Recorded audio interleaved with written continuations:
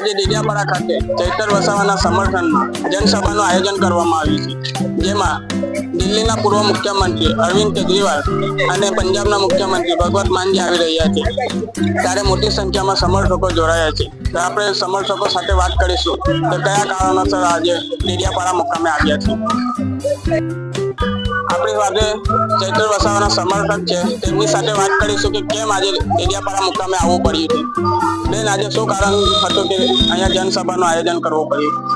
અમે ચૈતરભાઈના સમર્થનમાં આવ્યા છે, કેમ કે ચૈતરભાઈ એક સાચા ધારાસભ્ય છે, પ્રજાની વચ્ચે લડે છે અને પ્રજાને અવાજ ઉઠાવે છે, એટલે એમને વારંવાર એમને ખોટા કેસો કરી અને જેલમાં ધકેલવામાં આવ્યા છે।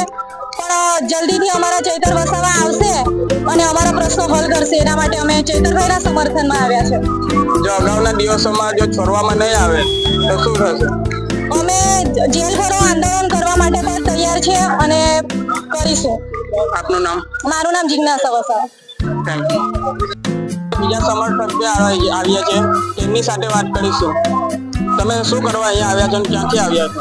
અમે નવાપુરથી આવ્યા ચૈતરભાઈના સપોર્ટ માટે। શું કરવા આવ્યા છો? સપોર્ટ કરવા આવ્યા છે, જે નહીં છોડે ને તો અમે જેલ પર આંદોલન કરે।